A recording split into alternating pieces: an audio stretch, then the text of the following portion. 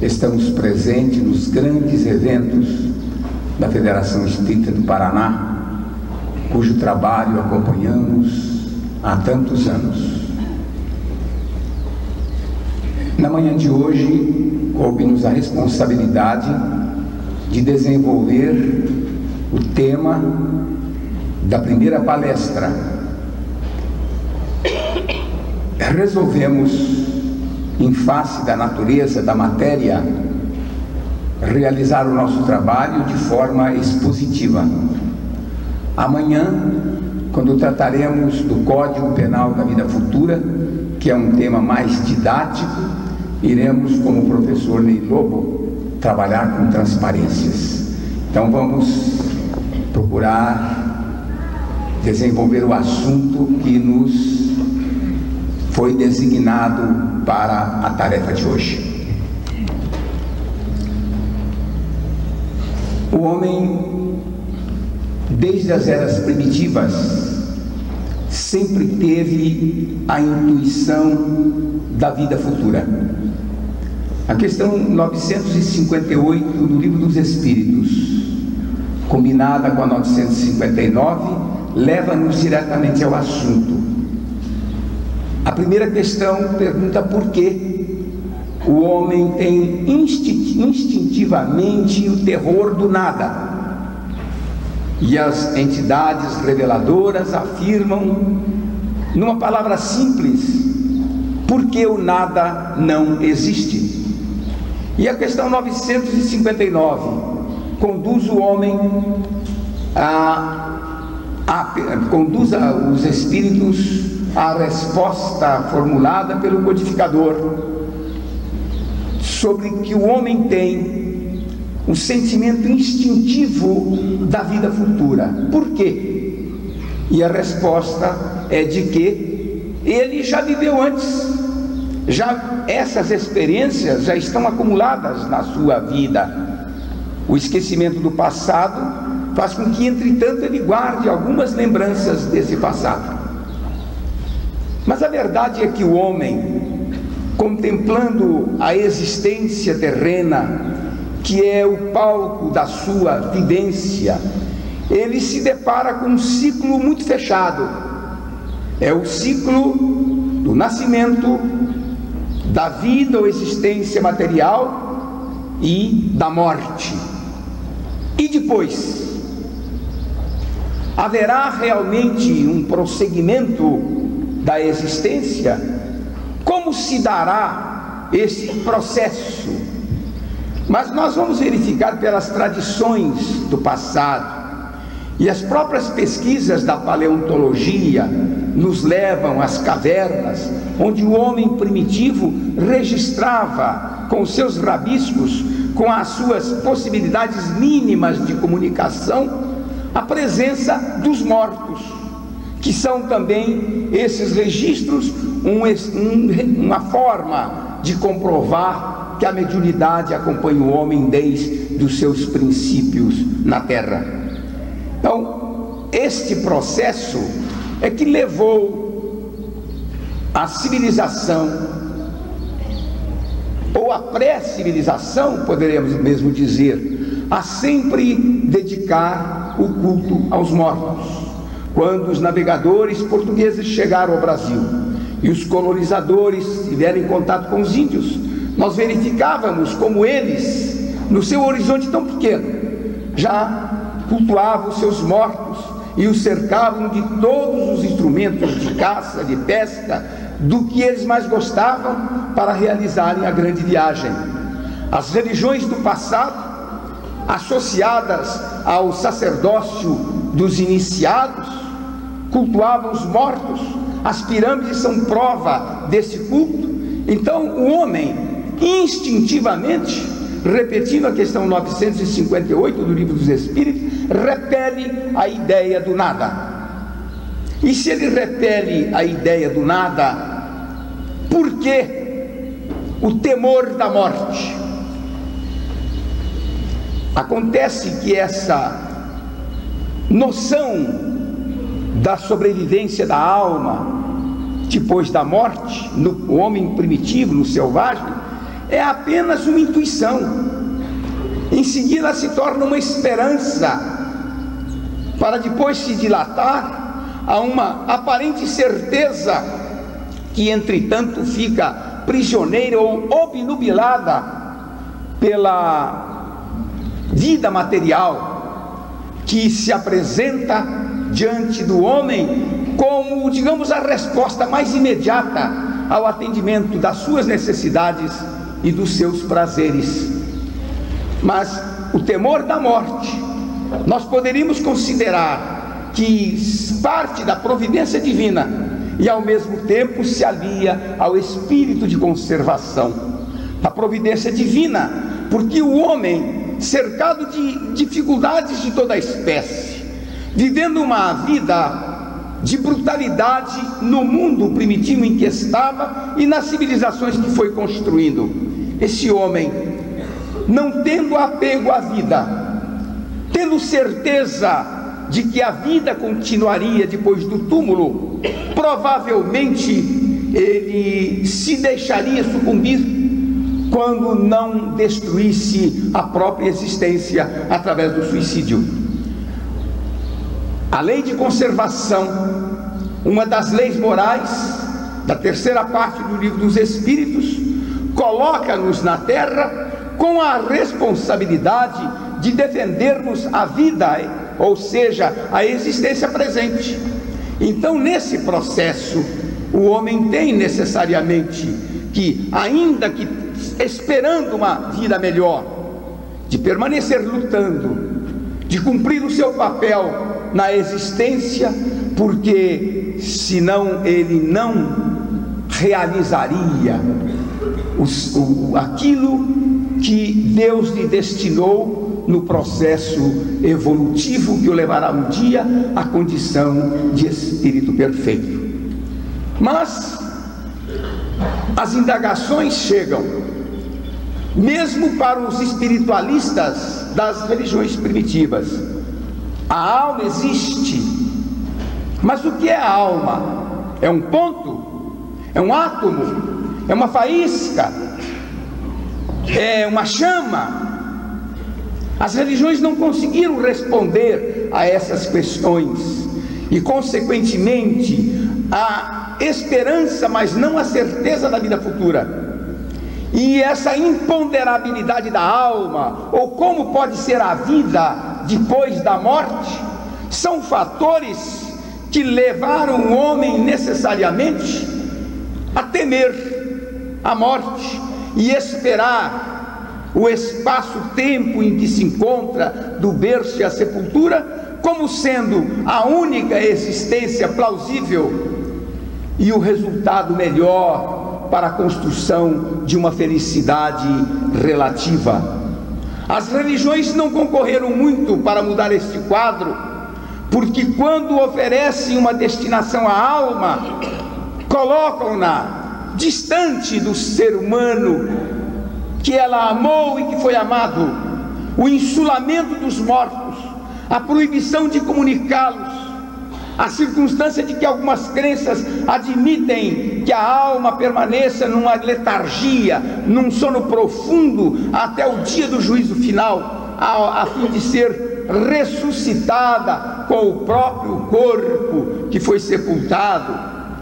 O cerimonial da morte, que sempre cercou, no momento final, os nossos entes queridos, velório, choro, luto, tristeza, cerimonial de sepultamento, os chamados campos santos, com os seus monumentos, representando os últimos fastígios da vaidade humana, ou então a cova simples, em que se sabe que o corpo será consumido pela terra. Tudo isso influi também para o temor da morte. E os espíritas? Qual a posição deles em relação à morte? A morte existe como realidade? A morte é apenas um momento de transição? o que nos espera depois da sepultura. Então, a diferença que está entre o pensamento religioso tradicional e a contribuição da doutrina espírita se fundamenta necessariamente na certeza da vida futura. Se analisarmos a codificação kardeciana, em todos os pontos colocados pelo codificador no seu questionamento aos espíritos e nos seus comentários magistrais, nós vamos verificar que o ponto fundamental em que ele sempre insiste é o da vida futura. Porque sem a certeza da vida futura, realmente o homem não tem porquê romper com o mundo em que está vivendo, com as tradições de gozo e de paixão, com amor ao poder, com o egoísmo que escraviza e tudo mais, pela simples circunstância de que é melhor usufruir do bem presente do que sacrificar-se em nome de uma felicidade fugidia, fugaz, que as religiões prometem, mas não sabemos se de fato se realizará.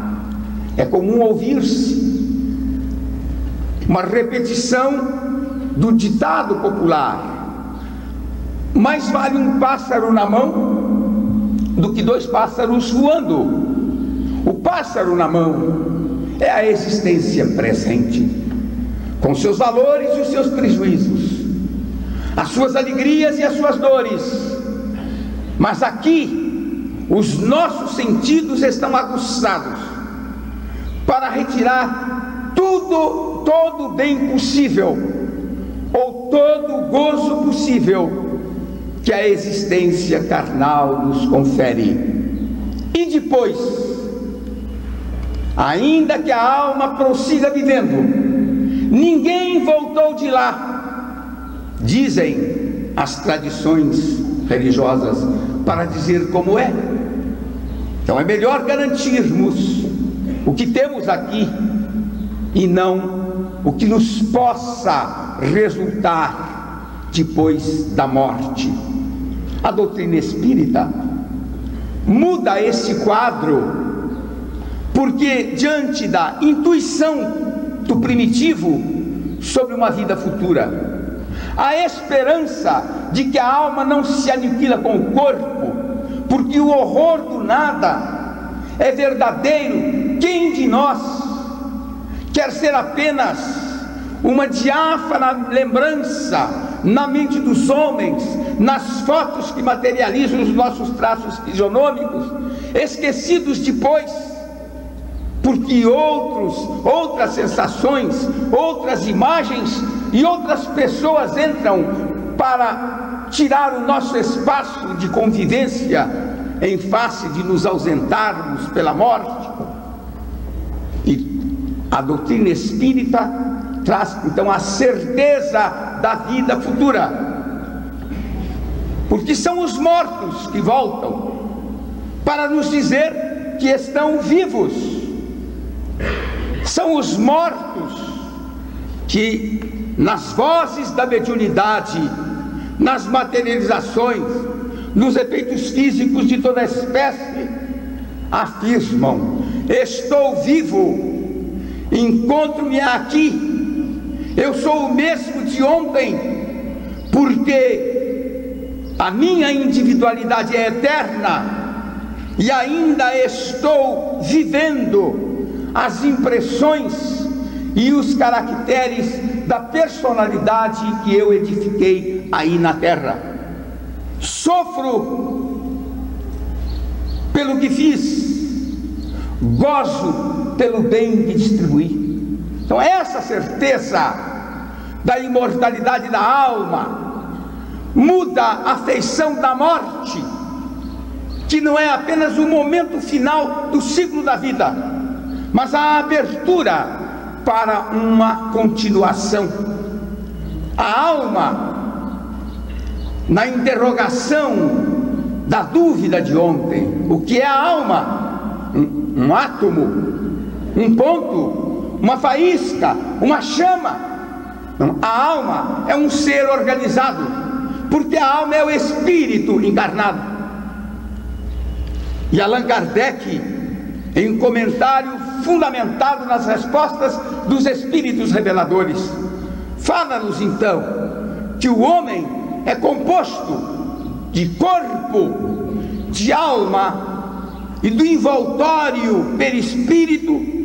Uma das mais importantes contribuições que a doutrina trouxe para o conhecimento humano, maiormente para a ciência, que é a existência desse corpo fluídico que envolve a essência espiritual, ou seja, o espírito na sua natureza íntima e intrínseca, e que lhe dá, portanto, constituição, é o arquivo da memória, é o modelo organizador do corpo e, consequentemente, o conhecimento desse conjunto de três elementos: o corpo, que participa das condições da matéria, que é alimentado pela vitalidade e se submete ao mesmo ciclo de todos os seres vivos; a alma, que a sabedoria do codificador, logo nas páginas iniciais da introdução ao livro dos Espíritos,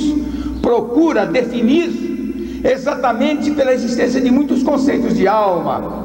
A alma vital dos cientistas materialistas, que é efeito e não causa; a alma como agente universal, que depois da morte retorna com uma gota d'água para constituir o todo do universo, ou seja, o panteísmo; e a alma como ser espiritual, ente moral, que sobrevive ao corpo e, portanto, tem a sua continuidade, base de todas as doutrinas espiritualistas, porque, em sendo espiritualista, o homem tem que aceitar o binômio Deus e a sobrevivência, portanto, a imortalidade da alma.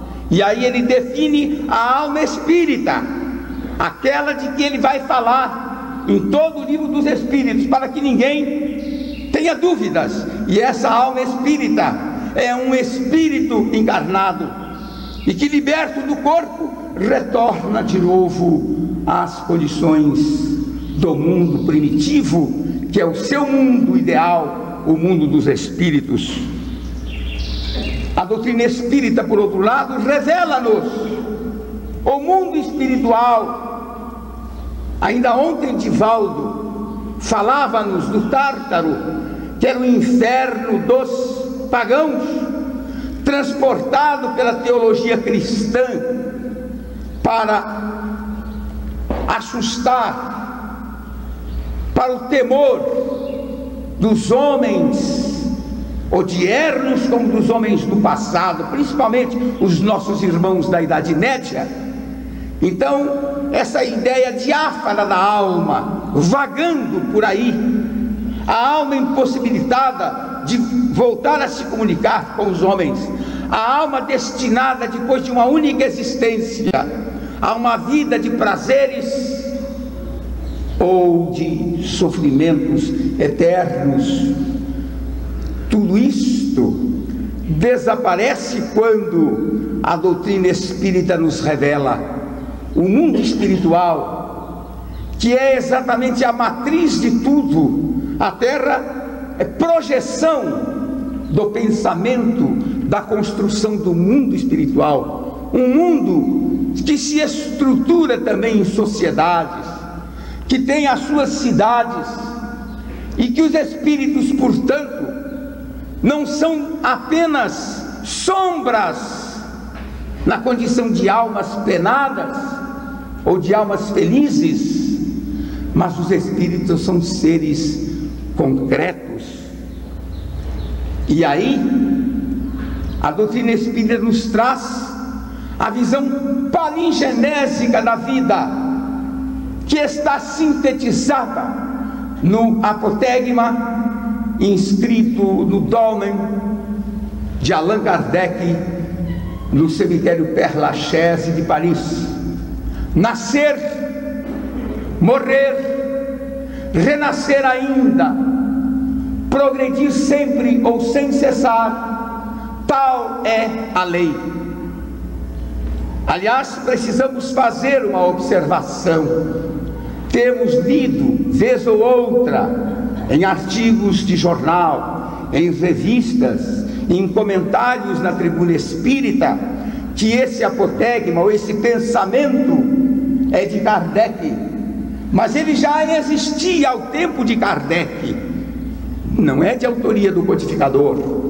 E outro ponto, que parece ser apenas um erro de colocação, mas na verdade seria um erro conceitual e doutrinário. Costuma-se escrever o apotegma: nascer, viver, morrer, renascer ainda, progredir sempre, tal é a lei. Mas o texto original não possui o viver. E por que não possui o viver? Porque a vida é do espírito, é anterior à sua encarnação ou reencarnação e prossegue com ele depois da sepultura. Então, nascer, o fenômeno biológico que nos lança de novo a vida no mundo da carne, portanto, para um espaço existencial. Nós vivemos como espíritos e existimos como seres encarnados, portanto, revestidos de um corpo biológico. Morrer, que é o fechamento deste ciclo. Renascer, que é a visão palingenésica da vida. Progredir sempre. A doutrina espírita é uma doutrina evolucionista, e os fundamentos da evolução contidos no Livro dos Espíritos, mostrados sobre dois ângulos: sobre a visão espiritual, a evolução do espírito, e sobre a visão material, a evolução anímica, se antecipa de 2 anos a publicação do livro clássico de Darwin, A Origem das Espécies. Quando Darwin formula e divulga a sua teoria do evolucionismo, ela já estava consolidada em O Livro dos Espíritos, não apenas como evolucionismo biológico, mas sobretudo como processo da evolução humana. Então, progredir sempre, tal é a lei. E diante desta visão, não há por que o espírita temer a morte, porque a morte é apenas um fenômeno na vida do espírito, fenômeno ligado a um outro fenômeno, que foi o do nascimento na matéria. Visto, portanto, que a única fatalidade do nosso mundo inevitável é a morte, que a vida continua, que a nossa alma não é efeito das células, do funcionamento das nossas células nervosas, mas ela é que é a causa de toda a fenomenologia do processo psicofísico que se desencadeia e se desenvolve na Terra enquanto nós estamos aqui, vivendo de novo emborcados na carne, vestidos com o nosso escafandro de células, de órgãos e de todo o nosso arcabouço fisiológico. A alma prossegue depois da sepultura. Então, vamos agora examinar o fenômeno da morte.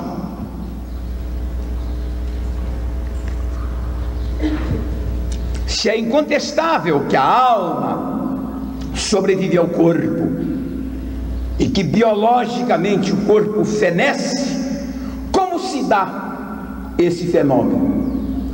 Para o materialista não há nenhuma cogitação de ordem filosófica. Cessada a causa, cessa o efeito, nada mais se tem que indagar. Mas o espiritualista, que sabe que a alma continua, embora não tenha todos os elementos para saber o como dessa continuação, o espiritualista se indaga no fenômeno da morte. O que acontece? A alma sofre as agonias do corpo, a alma está isenta desse processo, a alma se desliga do corpo sem maiores consequências, ela fica prisioneira ao corpo, aguardando um juízo final. Esses pontos substanciais deverão ser examinados. A ciência e as religiões chegam neste ponto e têm uma grande interrogação. A ciência, pela circunstância de, em sendo materialista, não ter muito o que cogitar, porque a causa é a morte. Quer dizer, se a vida cessou no corpo, a alma cessou também de existir. Mas mesmo os materialistas, que tentam descobrir de alguma forma a sobrevivência da sensação, da mente, para eles as perguntas continuam a se colocar.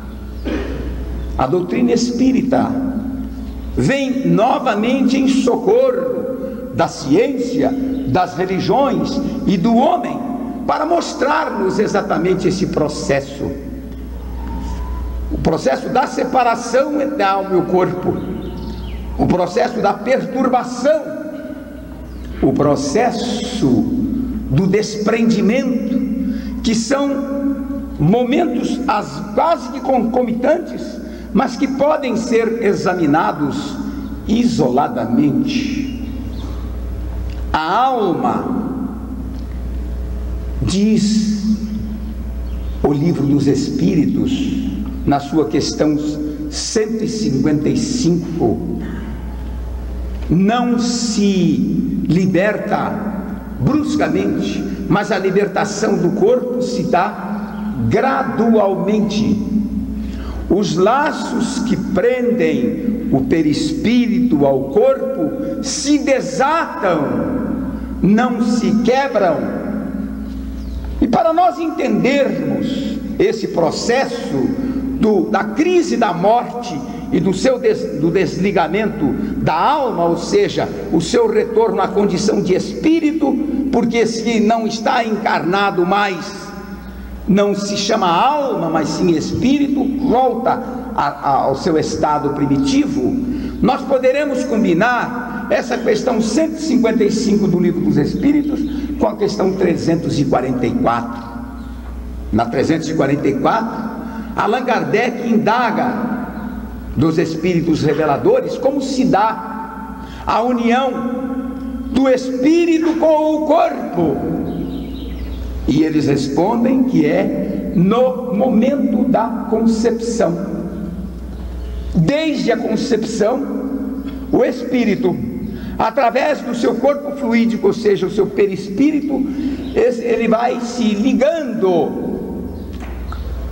ao organismo que se forma, e esta ligação é profunda, é apenas de interação, poderíamos dizer quase que de fusão do elemento espiritual. Qual o termo usaríamos? Do átomo do perispírito com a molécula do corpo que se está formando. Ela se faz paulatinamente e só se conclui na ligação biológica com o nascimento. Mas sabemos pela instrução dos Espíritos. Isso está no livro dos Espíritos, está em Emmanuel, em outras revelações e outras informações do plano espiritual. Ela se completa mesmo aos 7 anos, que só aos 7 anos é que o espírito assume o domínio pleno do seu arcabouço físico. Ele é senhor do seu corpo, do comando do seu instrumental de trabalho e de progresso, que é o corpo somático. Então, se a ligação se faz célula por célula, molécula por molécula, no nascimento, o processo da morte também é um processo de nascimento. No primeiro ciclo, o espírito morre, entre aspas, como realidade e vivência no mundo espiritual, e renasce envolvido num corpo de carne, esquecendo o passado, para continuar afirmando e desenvolvendo a sua individualidade eterna, mas construindo para aquele espaço-tempo uma personalidade. Lá ele poderia ter sido Joaquim, Jonadab, quem quer que seja. Agora ele vai ser o João, o José, a Maria, que nós conheceremos na terra, com registro civil, com CGC, com RG, com traços fisionômicos, com a sua idiosincrasia, muitas coisas, o seu gosto por tantas outras. É aquela pessoa que nós somos capazes de identificar. Então ele nasceu para o mundo, e a morte é o fenômeno em que ele vai renascer para o mundo dos espíritos. Se na concepção ele se ligou célula por célula ao organismo, na morte ele vai realizar esse processo de desligamento também, ponto por ponto, até quando o princípio vital cessa totalmente no corpo, o perispírito ligado por aquele cordão fluídico que é representado materialmente pelo cordão umbilical, o perispírito se desprende da carcaça física e ele surge na plenitude da sua realidade, não da sua consciência, que isso nós vamos ver em seguida. Então o desligamento se dá gradualmente.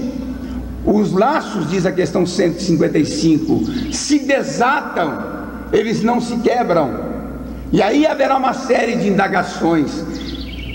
E nas mortes violentas, e nos desastres, nos cataclismos que dizimam vidas coletivas, como acontece o fenômeno? Neste caso, nós poderemos dizer que há 2 pontos a considerar: o tipo de vida vivido na Terra vai determinar também o tipo de morte para ressurgimento no plano dos espíritos. Se o corpo foi realmente o centro das nossas atenções, os narcisistas que contemplavam e adoravam o corpo, os viciados que transformaram o corpo em taça de prazer, os egoístas que só agiam em função dos elementos materiais e, portanto, do corpo. Então, esses irmãos nossos, com a mente fixada nos valores exclusivos da existência carnal, terão indubitavelmente mais dificuldade nesse instante da separação. Na morte natural, tudo se faz de certa forma mais tranquilo, e poderíamos dizer a respeito da morte natural que nós que temos os nossos velhos, eu já posso dizer para os meus filhos que eles já estão com seus velhos em casa, e às vezes enfermos, portadores de doenças difíceis, de processos de esclerose profunda, de agonias imensas, e nós pensamos, Deus deveria ter piedade dele e levá-lo. Mas ocorre que a vida na carne, ou seja, o nosso espaço existencial, nós poderíamos representar como se fosse uma taça cheia de um líquido que nós intitularíamos o líquido da vida, e o Espírito, agindo com sabedoria e racionalidade, ele que tem um espaço, tem um tempo para sorver aquele líquido, procurará fazê-lo saboreando com moderação, tirando mais a sensação moral e espiritual do que propriamente o gosto físico da vida. Então, quando chega ao final, 70, 80, 90 anos, que a vida começa a se apagar, ela é uma chama que vai bruxuleando e apagando e desaparecendo, mas é mistério que não fique nenhuma gota na taça, porque essa gota representa exatamente o término de um programa de vida, para que ele retorne ao mundo espiritual como completista na expressão dos espíritos e mensageiros da luz.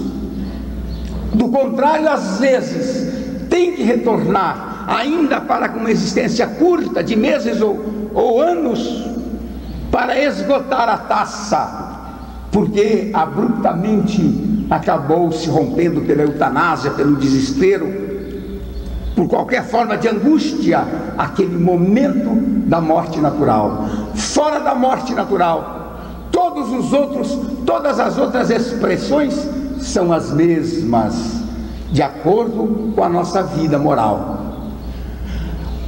O processo de separação tem prosseguimento com o estado de perturbação. A perturbação é um estado normal do fenômeno da morte, e ela pode se prolongar por dias, por horas, por dias e por longos anos. E o relato dos Espíritos nos traz esse processo, porque também essa perturbação é uma fase, vamos dizer, de transição da nossa vida de espíritos encarnados, portanto de almas, numa vivência tridimensional, e com a morte nós retornamos a uma nova expressão de vida, e consequentemente isto nos leva a um processo de adaptação. Existem algumas figuras que podem servir para clarear o processo. Entre elas, quando nós somos anestesiados para uma cirurgia e ao despertar não sabemos nem onde nos encontramos, as entidades espirituais se comunicam e têm a impressão de que estão ainda no hospital, atendidos por enfermeiros, ou que estão guiando o seu carro, vítimas de um acidente, ou que estão fazendo uma viagem de avião, e assim sucessivamente. Também esse estado de perturbação vai depender das disciplinas mentais, da qualidade de vida que nós vivemos. Todo esse processo é importante. Para não alongarmos este campo da perturbação, que, como os Espíritos ensinam, pode ser de horas, pode ser de dias, pode ser de anos, nós temos duas ilustrações.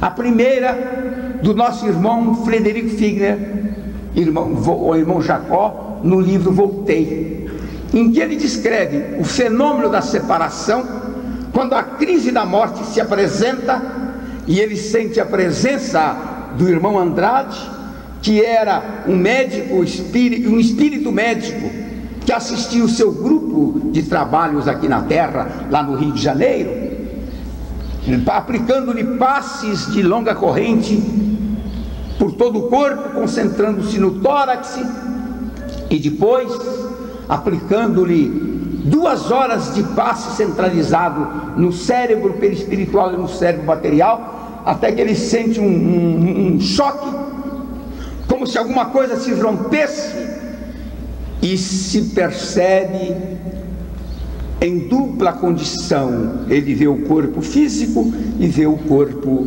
material, o corpo espiritual, o perispírito. Ele era espírita, tinha mais facilidade de conhecer o fenômeno.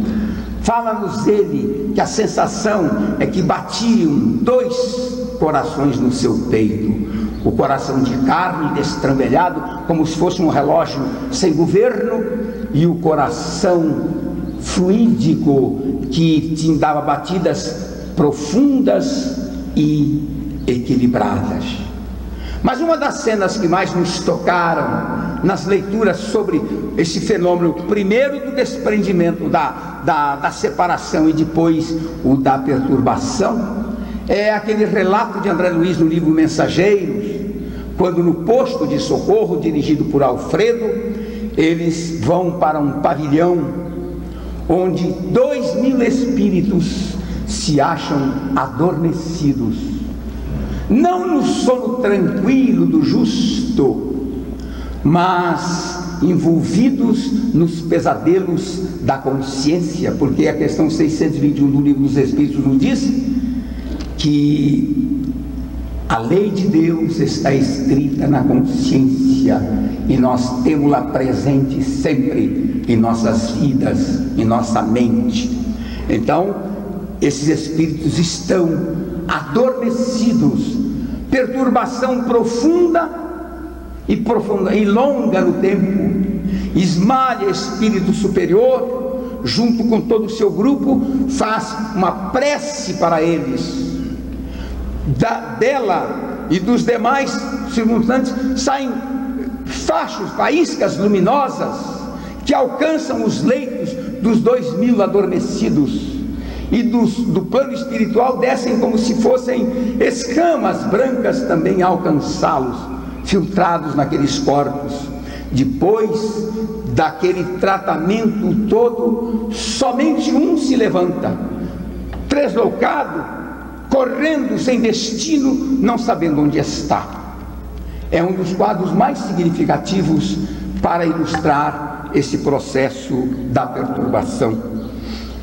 O desprendimento depende muito das qualidades morais do espírito, o que o espírito fez da sua existência, porque há a separação do perispírito do corpo do ponto de vista físico, mas o perispírito pode ainda, a mente pode ainda ficar gravitando em torno do ambiente doméstico, no culto dos mortos, nos cemitérios, e os relatos são extraordinários, e nós, sem comentarmos, gostaríamos de remeter os nossos prezados ouvintes à leitura de Obreiros da Vida Eterna, principalmente nas páginas sobre a desencarnação do médium Dimas, onde se fala também da loucura, do prejuízo que é o rebelório na ação mental dos comentadores e do anedotário sobre o espírito que ainda está ali presente, esperando o desligamento. Então, o desprendimento é a síntese, digamos assim, em termos de resposta à lei de Deus, da maneira como nós nos conduzimos em nossa vida. Nas mortes coletivas, nos desastres aviatórios, automobilísticos, nos cataclismos e tudo, em que dezenas ou centenas de pessoas morrem, na terminologia humana, desencarnam para nós, na guerra em que os soldados são, e isso está no Livro dos Espíritos, terminam, os seus corpos estão exânimes e eles prosseguem combatendo os inimigos, porque toda a sua vida mental está focalizada naquele fenômeno que os envolve, que os emociona, que os apaixona até. A luta de espíritos como se fossem ainda soldados presos ao corpo de carne e à disciplina do uniforme. Em Ação e Reação, André Luiz e Hilário Silva acham-se no gabinete de estudo de Gubbio, de Druso, aliás, quando chega pela via televisão, porque lá eles têm uma televisão muito superior à nossa, a imagem de um avião que bate de encontro à serra alcantilada e todos, passageiros e tripulantes, em número de 14, se esmigalham no solo e morrem. Mas o pedido de socorro é para atender 6, não os 14, para atender 6. E realmente os socorristas partem com todos os recursos de veículos, de atendimento, de UTIs, digamos assim, UTIs do plano espiritual, para socorrer a estes 6. A curiosidade de Hilário Silva se manifesta logo: por que 6? E não os 14 que morreram? E Druso diz: se o acidente foi igual para todos os que tombaram, a morte é diferente para cada um deles. Só aqueles 6 reuniam condições, e mal terminado o acidente, os seus despojos já se achavam ali, mas eles, perturbados, estavam fora do corpo, não desligados, mas fora do corpo. Os outros permaneciam em estado de letargia, e alguns, dadas as suas condições mentais, mantinham um processo, a terminologia é nossa e não de André Luiz, podemos dizer uma espécie de simbiose entre o corpo e o espírito, a alma que ali estava encarnada. E realmente o socorro se faz, mas as 8 vítimas do acidente vão ser assistidas, vão ser inevitavelmente socorridas. Algumas horas depois, e outras talvez acompanharão o drama da dissolução dos seus despojos na própria terra, abandonados, ou toda a romaria do sepultamento, da preparação daqueles frangalhos de carne, para que a vaidade humana possa dizer: aqui está o meu morto querido, ao invés de dizer: o meu morto querido está vivo na espiritualidade. Irmãos queridos, a visão espírita da morte leva-nos a uma mudança de atitude, inevitavelmente, porque se o homem vive mais para a matéria do que para o espírito, é pelo fato de ele não ter certeza absoluta da imortalidade da alma. Nós temos. Consequentemente, relembremos o Evangelho naquela passagem em que um dos ouvintes de Jesus, que estavam sendo convocados a pregar a palavra do reino, lhe disse: mestre, deixa que primeiro eu vá enterrar o meu pai, registrado em Lucas capítulo 9, versículos 59 e 60. E o mestre lhe diz: deixa aos mortos o cuidado de enterrar os seus mortos, quando a ti vai e prega a palavra do reino. Que mortos são esses a que se referia Jesus? Somente o cadaverizado na figura do Pai? Ou os mortos, porque na carne não tem nenhuma expressão de espiritualidade? Os que aparentemente vivos estão mortos. enquanto que na espiritualidade também nós vamos encontrar os mortos, os adormecidos, que não mais circulam na vida material, contudo não têm consciência plena do seu existir como espíritos eternos. Nós precisamos, portanto, investir no mundo espiritual, fazer um investimento no agora. O homem já é capaz disto, se nós considerarmos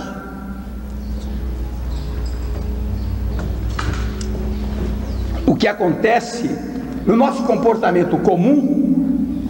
Vamos verificar que aquele pragmatismo com que se batiza a conduta humana, o homem é egoísta, é pragmatista, ele só se interessa pelo momento que passa. Nós podemos dizer que não é bem assim, e basta colhermos exemplos na nossa conduta diária. Quando foi criado o Instituto de Previdência Social, com a contribuição tirada do salário de cada um, a reação foi violenta. Depois, na medida em que o sistema previdenciário começou a assistir aos seus beneficiários e lhes dar as primeiras aposentadorias, se verificou que era importante fazer um pecúlio para a velhice. Então 8% da nossa renda é sagrado. Nós não vamos gastar consumindo mais, passeando mais, ou tendo mais telhas para construir a nossa habitação. Aquilo é para construir o nosso futuro na terra e o futuro da nossa família, futuro esse representado por algumas dezenas de anos em que nós estaremos vivendo aqui. E quem nos afirma que amanhã nós não estaremos mortos para o mundo material? Fazemos um sacrifício, reduzimos os gastos domésticos, eliminamos os hábitos de viagens, tiramos os filhos das melhores escolas e colocamos em escolas mais modestas, do ponto de vista financeiro, que às vezes as mais modestas são melhores do que as suntuosas. Tudo isso porque entramos para o sistema do BNH, compramos um apartamento a prestações, um terreno para construir a nossa casa e, portanto, renunciamos ao conforto de agora para termos a segurança dos anos futuros. O que a doutrina espírita nos mostra, com a certeza da vida futura, é que o verdadeiro investimento não é feito aqui, é feito lá. A dona Laura, com 30 mil bônus hora, adquiriu uma casa em nosso lar, e nós que somos tão amigos da casa, poderemos também começar a acumular bônus hora neste momento. Deixar de investir exclusivamente nas coisas do mundo, mudando a nossa vida moral, os valores que informam a nossa conduta, porque o espírito agora conta, e a vida espiritual será, sem dúvida nenhuma, a resposta que teremos ao que tivermos feito da nossa vida presente. O sonho do homem é ser feliz. Abrindo a quarta parte do Livro dos Espíritos, que exatamente justifica perante Jesus a condição de ser a doutrina ou consolador, porque nos fala das esperanças e consolações, nesse primeiro capítulo, que trata exatamente das penas e gozos presentes. A questão 920 nos fala de que o homem não pode gozar de felicidade na terra, de plena felicidade, porque a vida lhe é dada por expiação e prova. Mas ele pode, entretanto, ser o agente de uma relativa felicidade, porque a infelicidade que nos alcança é fruto do exercício do nosso livre-arbítrio. Nós poderemos ter, portanto, na terra uma felicidade relativa, E essa felicidade resulta da maneira como nos conduzimos perante a lei de Deus, fazendo o bem, negando o mal, mas sem sermos omissos, porque a questão 630 nos diz que nós responderemos também pelo mal que resultar do bem que não fizermos. A busca da felicidade, a ilusão da vida aqui. O nosso grande poeta santista Vicente de Carvalho tem um poema clássico que está em todas as antologias, intitulado O Velho Tema. Só a leve esperança em toda a vida disfarça a pena de viver, mais nada. Nem é mais a existência resumida que uma grande esperança malograda, o eterno sonho da alma desterrada, sonho que atrás alegre, embevecida, é uma hora feliz, sempre adiada, e que não chega nunca em toda a vida. Essa felicidade que supomos árvore milagrosa, que sonhamos toda riada de dourados pomos, existe sim, mas nós não a alcançamos, porque está sempre apenas onde a pomos, e nunca a pomos onde nós estamos. Eis o problema. Nós somos e construímos a infelicidade no plano dos espíritos. Façamos, pois, diante da realidade da morte, como passagem para a vida, repetindo então agora a síntese dialética de Hegel,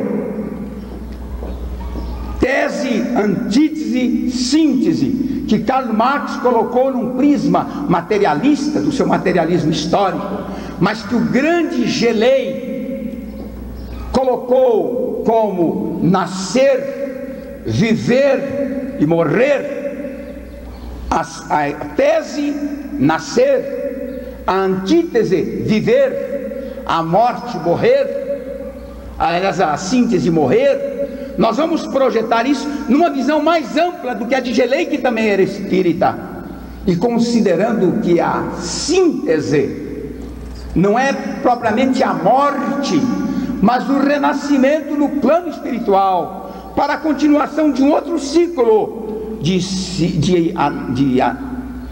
tese, de antítese, de síntese, que depois vai se processar no sentido inverso, com o nascimento na carne, ou seja, a lei das reencarnações, das vidas sucessivas, da pluralidade dos mundos habitados, mostrando ao habitante da minúscula terra que o que menos lhe vale, o que menos conta, é exatamente este veículo físico que lhe serve de instrumento amorável para o progresso, porque ele tem o universo à sua disposição e tem o Pai amantíssimo Deus esperando um dia na condição de espírito puro. Que a paz de Jesus permaneça com todos. Atenção, nós agora iniciaremos as perguntas endereçadas ao expositor. De antemão, informaremos que nem todas, evidentemente pelo tempo, poderão ser efetuadas, porque contamos com a compreensão daqueles que formularam as questões. A primeira pergunta: nos desencarnos coletivos, haveriam aqueles que sucumbem prematuramente, vítimas das circunstâncias em que se encontram? E qual seria o velório ideal para os espíritas? Primeiro caso, nos desencarnos coletivos, haveria aqueles que recebem prematuramente, perecem, né? Ou sucumbem vítimas de circunstâncias em que se encontravam. Isto só poderia ocorrer na hipótese de o indivíduo ter morrido em virtude da imprudência, que é uma forma de suicídio moral. Suponhamos que um avião decole, leve tripulantes inocentes do que possa acontecer. O avião não tem condições de voar, o tempo não permite que voe. O piloto sabe de tudo isso, mas ele é imprudente ou ele tem algum interesse muito grande na viagem e insiste, quando tudo lhe diz que ele não pode voar, e ele vai, e todos morrem. Os demais, nós diríamos que estávamos vinculados àquele drama e estava no momento da desencarnação. Ele também estava vinculado àqueles espíritos, àqueles seres, mas desencarnou por imprudência. E o Chico fala do karma da imprudência, daqueles que antecipam a morte por agirem dessa maneira. É lógico que esse espírito também vai assumir responsabilidade perante aqueles que ele vitimou. Fora daí, a hora da morte, ou melhor, a morte é fatal para todos. A hora da morte pode ser adiada, e nós temos casos, exemplos de que há uma prorrogação da nossa promissória. Entretanto, quando nós de qualquer forma concorremos para que isso aconteça, somos suicidas. A propósito do esclarecimento, quando o André Luiz nos fala no livro Nosso Lar das suas peripécias no umbral e da acusação de que ele fora um suicida inconsciente ou um suicida indireto, de um modo geral, o meio espírita recebeu a informação como se fosse uma grande novidade e todo mundo passou a falar em suicídio indireto. Mas se forem a questão 952 do Livro dos Espíritos, vão verificar que lá Allan Kardec pergunta exatamente a respeito de se assume responsabilidade aquele que perece vítima de paixões ou de outras situações que sabia que o levariam à morte. E os espíritos respondem que isso é suicídio moral. Suicídio moral é muito mais sério do que suicídio indireto. Suicídio indireto significa eu destruir o meu corpo, comprometer a sua vitalidade, mas suicídio moral diz respeito à minha responsabilidade como espírito imortal. Agora vamos à segunda. Qual seria o velório ideal para os espíritas? O tradicional ou a cremação? Bom, a cremação já não é velório, exatamente, apesar de que as pessoas fazem as duas coisas. Faz o velório, só que em vez de levar para o cemitério, leva lá em São Paulo para Vila Alpina. Aqui no Paraná deve ter outro local e outra instituição. Vamos falar primeiro do velório. O velório, na verdade, já não tinha razão de ser para continuar, pelo menos com o drama que há aí. Eu falei a vocês a respeito da desencarnação de Dimas. Essas páginas do livro Obreiros da Vida Eterna são muito significativas, porque elas descrevem o velório de Dimas.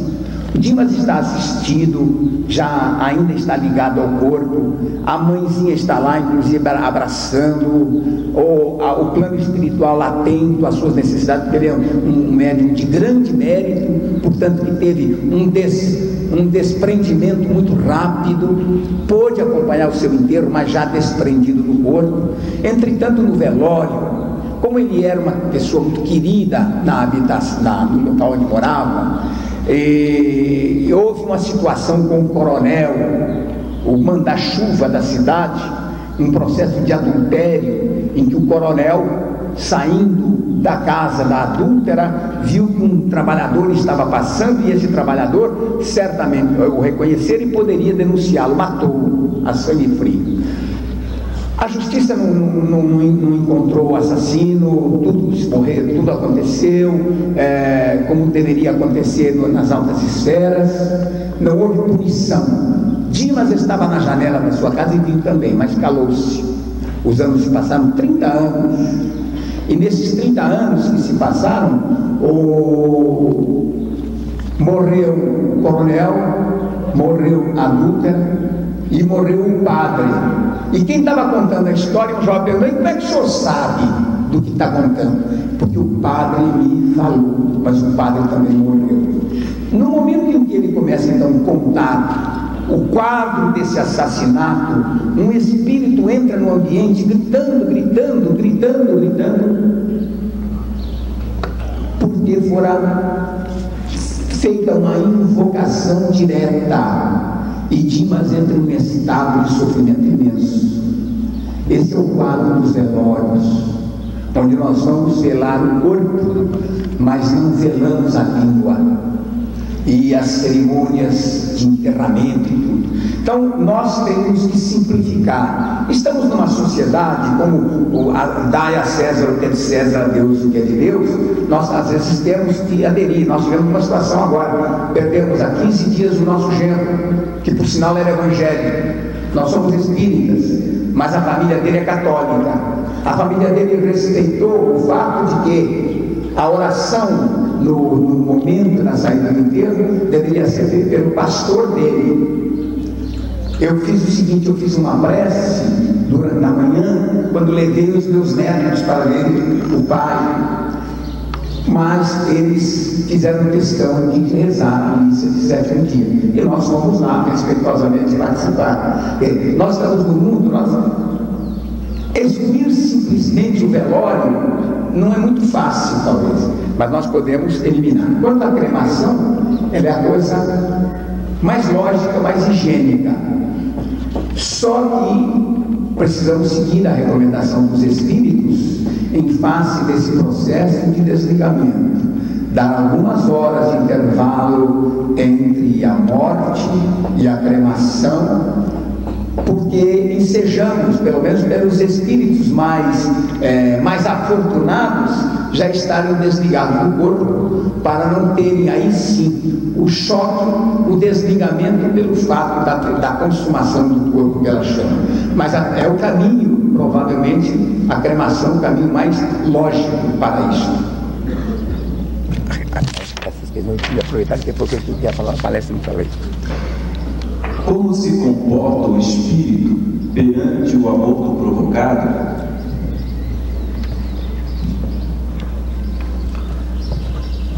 Se o espírito houve uma programação, até com o consentimento ou com a ajuda dele, até ele escolheu o renascimento, ou com a orientação dos mentores, para se aproximar dos pais terrenos, que são espíritos que com ele tem relação de débito e crédito. Ele muitas vezes relutou até, porque tem uma existência difícil, mas aceitou aquela oportunidade. Quando a porta se lhe fecha, se ele tem equilíbrio, condição moral para perdoar, esquecer, ele logo supera o trauma e se prepara para uma outra volta, às vezes no mesmo lar ou em outro lar. Agora, se o espírito já está ligado, principalmente a mãe, por laços dolorosos, laços de ódio, tudo, o espírito se revela de tal forma que pode provocar a morte da mãe. Leiam para ter uma noção exata de um processo de aborto provocado no livro No Mundo Maior, o drama de Cecília, aquela moça doidivanas, que apesar de todos os conselhos, de toda a ajuda, provoca um aborto, e o espírito acaba se agarrando, com garras mesmo, agarrando mesmo no seu útero, no seu organismo, leva a uma hemorragia profunda e a desencarnação. E os dois, no mundo espiritual, ficam rolando, digamos assim, vagando na continuidade desse drama. Então, para não alongarmos a nossa... E mesmo porque nós, quando falamos, procuramos fazer o marketing do livro espírita. todas as nossas palestras, nós recomendamos a leitura de alguns livros. Estão todos ali, na nossa feira. É só os que não leram, leiam. Podem pedir nas bibliotecas do centro. Essas obras aqui nós reunimos. No mundo maior, essa cena do aborto provocado por Cecília é muito significativa. Com relação à doação de órgãos, como fica o espírito no desligamento do corpo durante o processo da morte?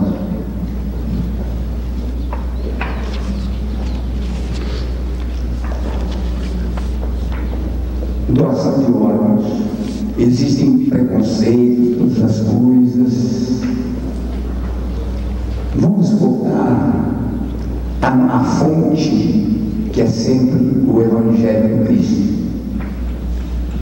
Há necessidade de que haja escândalos, mas ai daqueles pelos quais o escândalo venha.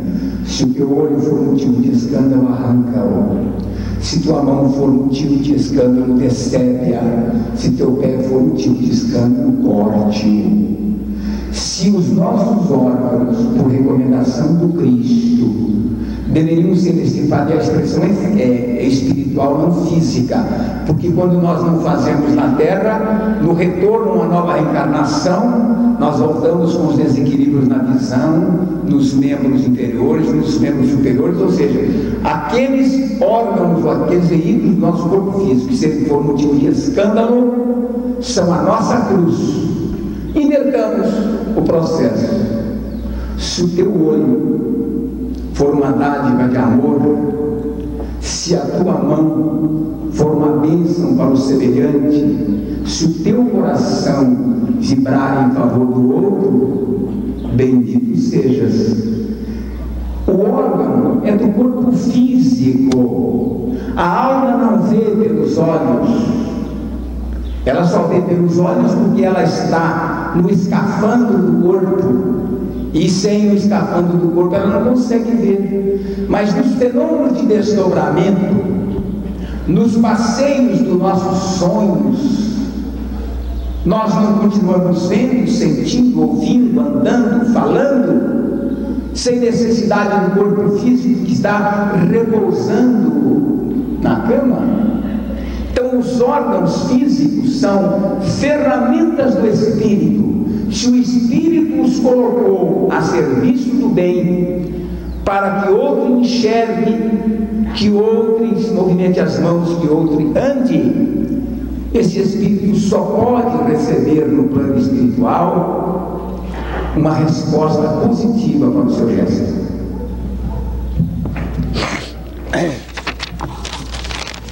O espírito encarnado, pelo comportamento, pode modificar o tipo de morte?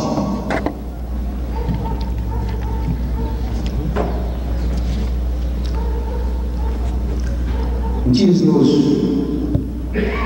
Allan Kardec, e é comentado na resposta dos Espíritos, na página extraordinária, onde ele fala o resumo do móvel das ações humanas, que a fatalidade só existe no campo físico. Alguns elementos, alguns fatos, por exemplo, que cerceiam até a possibilidade do exercício do nosso livre-arbítrio. Não existe fatalidade nos atos da vida moral. Se não existe fatalidade nos atos da vida moral, e se através do exercício da vontade o homem pode mudar o seu comportamento moral e melhorar, portanto, a sua condição espiritual, é lógico que aquele quadro de provações em que até a morte esteja determinada, ele também pode mudar. Não uma mudança total, mas uma mudança no sentido de receber com mérito o que antes vinha como punição. Ainda aí, nós verificamos, às vezes, as pessoas que estão para desencarnar, e por certas circunstâncias, o valor das suas vidas em determinadas comunidades que estão carentes delas, às vezes eles têm uma prorrogação de dias, de meses. Dizem que o nosso Chico já está com uma promissória, possibilidades. Então os companheiros tinham por ele um acendrado amor. E nessas comunidades onde existe uma só indústria, uma só fábrica, então todo mundo trabalha na fábrica e todo mundo frequenta o mesmo centro. E esse operário foi vítima de um acidente e a máquina decepou-lhe um dedo. Mas isso foi suficiente para que os companheiros começassem a discutir. Mas fulano, será que fulano não poderia ter sido poupado de ter perdido um dedo e tal e tal? E então na instituição espírita procuram saber dos companheiros a razão disso. E os companheiros e os mentores espirituais dizem que ele, na verdade, pelo seu programa de resgate, pelo que fez em vida anterior, ou seja, provocou escândalo usando o braço para ferir, para esbofetear, ele deveria perder o braço. Mas em face da sua mudança, de todo o bem que ele fez, ele amenizou a sua pena e perdeu apenas um dedo.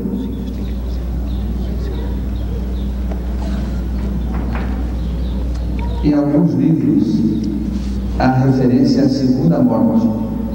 Poderíamos ter uma melhor explicação sobre esse fato?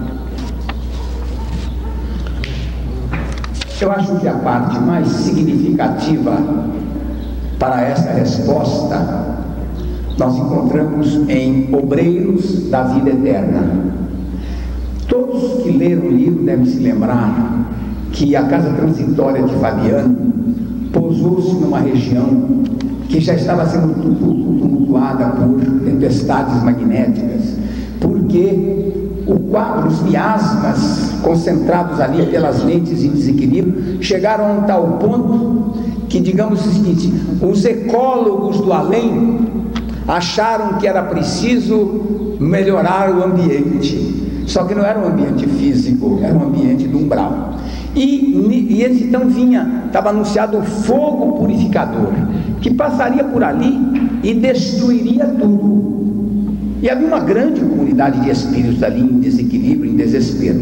A casa transitória pousou ali, desceu a sua ponte na região onde eles estavam deslocados, e a irmã Zenóbia, Padre Jerônimo e outros companheiros, entre os quais André Luiz, passaram a fazer pregações de despertamento daquelas consciências. Eu estou tirando meu tapete, que amanhã eu ia cuidar de tocar nesse assunto. Despertamento daquelas consciências, alertando-as porque chegará o momento de mudar. Quando o fogo purificador começou a se anunciar e vinha mesmo, eles lançaram a ponte para começar a receber as pessoas. E os que não puderam ser socorridos, e aqui agora eu vou omitir o restante da coisa, senão amanhã não tenho o que falar nesse quadro. Os que ficaram lá, que não foram recolhidos pela casa transitória, o que ia acontecer com eles? O fogo purificador ia chegar e ia matá-los. É escandalosa a expressão, é uma heresia espírita. Iria matá-los, porque o espírito não mata, não morre, mas iria matá-los de que maneira? Quer dizer, eles deveriam entrar num trauma de adormecimento em pesadelo, permaneceriam mortos na consciência, para depois então o processo de despertamento e das reencarnações compulsórias conduzi-los paulatinamente a esse processo. Será que aqueles ovoides de que André Luiz nos dá notícia no livro Libertação, em que o espírito, de tanto no monoideísmo em que se fechou nos seus dramas de consciência, ele perdeu até o comando para delinear e manter o seu perispírito, e ficou fechado só no círculo do corpo mental, e um corpo mental atormentado. Esses espíritos, de certa forma, não estão mortos, se nós considerarmos que vida é ter consciência das coisas. O velho, grande Descartes, O pai do racionalismo, da idade da razão, não dizia no seu código: penso, logo existo. Se eu não tenho capacidade de pensar, é como se eu não existisse.